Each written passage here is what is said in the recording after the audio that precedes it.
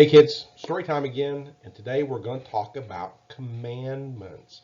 Commandments are rules that are given that people have to do.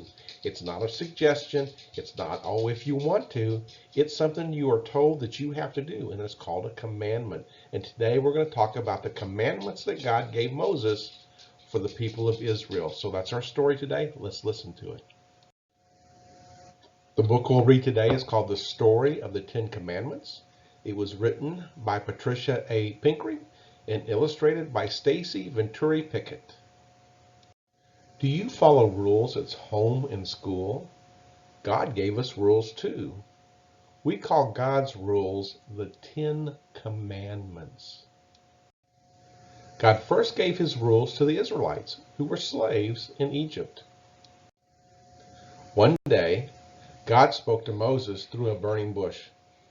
God told Moses to lead the Israelites to a new land and freedom. God held back the waters of the sea. The Israelites walked out of Egypt to freedom. God took care of his people. He sent food called manna for them to eat.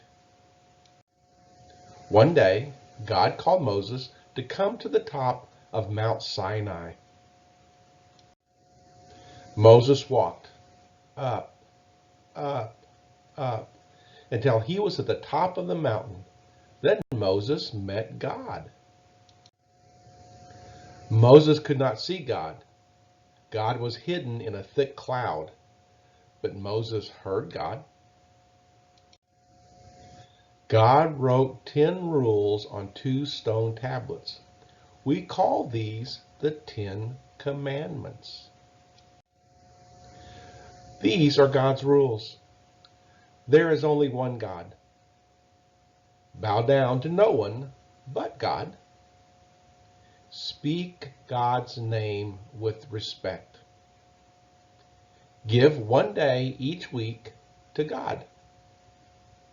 Respect your parents. Well, that's 5 of the rules. Let's see what the other 5 are. Do not kill. Be faithful to your family. Do not steal. Do not lie. Do not want what others have. These are God's 10 Commandments. These are the rules we follow at school and at play. So that's our story. What did it teach us? Well, it taught us that Moses led the people of Israel out of the land of Egypt. And God took them and fed them. He fed them manna and he took care of them. And then he took them to the bottom of a mountain, or at the bottom of this mountain called Mount Sinai. And he told Moses, come up to the top of the mountain because I want to give you something. So Moses went to the top of the mountain. He couldn't see God, but he could hear God. And God wrote rules on 2 stone tablets, and there were 10 of them. And we call those rules the 10 Commandments. And they're rules that we live by and that we need to pay attention to because God expects us to do these things. Now, Jesus came and he told us that the greatest rule is to love God with all our heart, all our soul, all our mind. And if we do the things that we are talked about here, that shows our love. So we don't have to do these commandments, but it hurts God when we don't. So let's see if we remember what they are. There's only one God, right? There is only one God, and that's God in heaven. We don't bow down to anybody but God. So some people thought it was cool back in Jesus and back in Moses' day to bow down to statues and poles, and those aren't gods. So we don't bow down to anybody but our own God. That's our God in heaven. We speak God's name with respect. We treat God as holy. We don't make fun of God or use God's name in vain. We give one day of the week to God. The Jewish people gave the Sabbath. As Christians, we give the first day of the week as our day to God, to show God our love. And this is the hard one for kids. Respect your parents. Honor your father and mother. Treat them with respect. That's what God expects us to do. Number 6 was do not kill. We don't have to really think about that when as kids, but it's something we need to think about as adults. We don't kill people. We don't hurt people. Be faithful to your family. Do not steal. Now we know what do not steal means, right? Don't take things that don't belong to us. Do not lie. That's another hard one. Because when we're about to get in trouble, it's real easy to tell a lie to get out of trouble. But God tells us, don't lie. And do not want what others have. That's called don't covet something of your neighbor. That's called coveting or wanting something that somebody else has. I know you have a friend who has a Nintendo Switch.